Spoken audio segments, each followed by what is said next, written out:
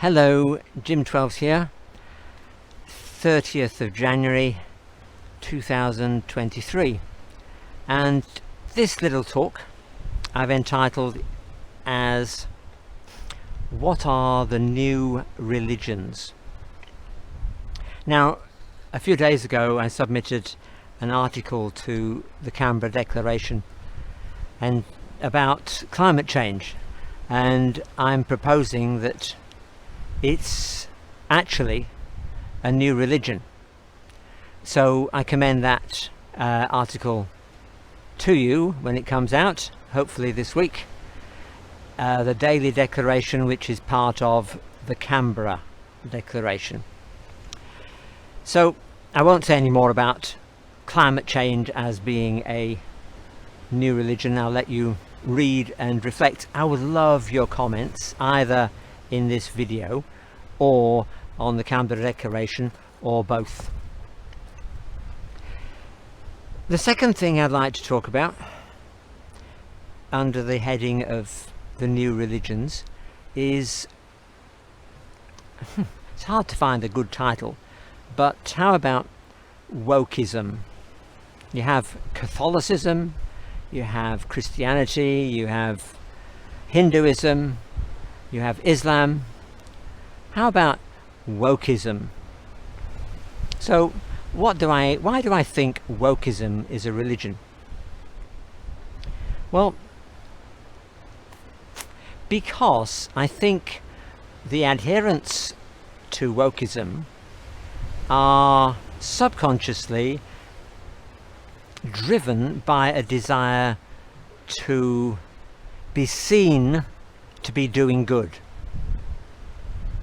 I think they are very concerned, and rightly, about racism, and anything that smacks of racism and could possibly tarnish their character, they want to distance themselves from that. And I think they push themselves way too far and actually become racist towards people themselves. I would far rather their good that they do with their right hand not be seen by their left hand, and the good they do with their left hand not be seen by their right hand. So surely, if you're looking to be good, surely you should never be seen to be even thinking about being good. You should just be good and do the right thing by everybody, and not categorize and say, well, these people have been so ill-treated in the past, we've got to make it up to them, and what can we do about that? And by the way, it's not just me, I want everybody else to make it up to them, so I'm going to impose hardship and difficulty on others so that I can feel good about doing good for those who've suffered. Why not just take up the cause of the fatherless, take up the cause of the widow, and seek justice? As far as it lies within you, live at peace with all men. And it goes without saying, with all women as well. So, yes, I see wokeism as a religion. And the adherents to it don't even know that they're believing in a religion. I think it's deeply ingrained in the fabric of wokeism that the adherents don't know that they are. And I think those who are not adherents can easily also get caught up in the slipstream of those thoughts. I was at an open-air concert the other day, and there were a stream of dignitaries, each introducing themselves, and each of them, and I think there may be 6, they each of them had to pay respects to the original owners of the land on which the concert was being held. So they were actually speaking for themselves. They weren't speaking for the group. I can understand perhaps an acknowledgement of the previous occupants of this particular land, who lived and worked the land and prospered on that land. I can see that there might be a place to acknowledge that. One person for the whole group, but not 6 people. That is an example to me of wokeism. And moving on to my final point, number 3. So number 1 was the religion of climate change. Number 2, the religion of wokeism.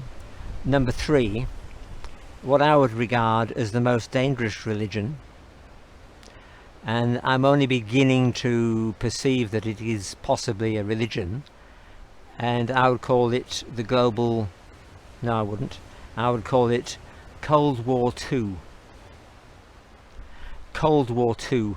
I'm currently reading a book about the end of World War II, written by Leon Uris, called Armageddon, and I'm going to write a piece about that shortly. Again, I hope it'll be in the Canberra Declaration, and it describes the beginning of the Cold War, how the Cold War came into being after World War II, out of the ashes, as it were, of World War II. And it's a powerful, I think, important piece of history that we should understand. But what if we're now experiencing the beginning of the Cold War II, or 2.0? And what do I mean by that? I think we're in a war.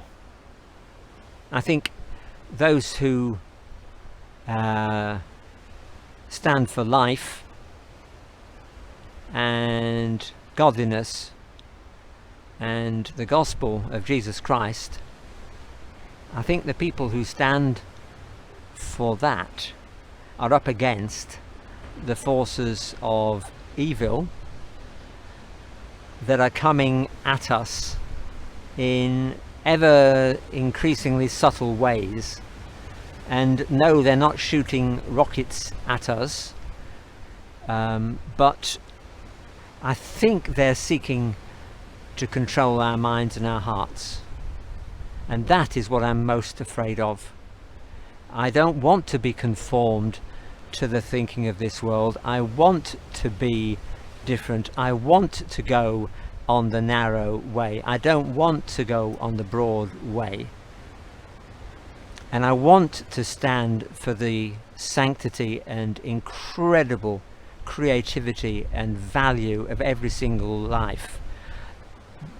God says that He knows our every move, our every action, our every thought. He knows us from before we were born. So if that's the case, and man comes along and terminates that life, to me that's no discussion. That's murder, and that's a work of the devil. So I think we're in Cold War II, and I would encourage you to think about that, and think about ways to identify aspects of it and ways to counteract Cold War II. It took an awful long time for many people to realize the Cold War was a Cold War. It took years and years.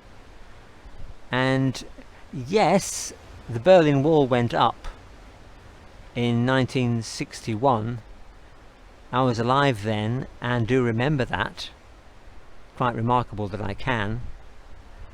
I also remember it coming down, and the jubilation of it coming down in 89. So did that coming down of the wall signify the end of the Cold War?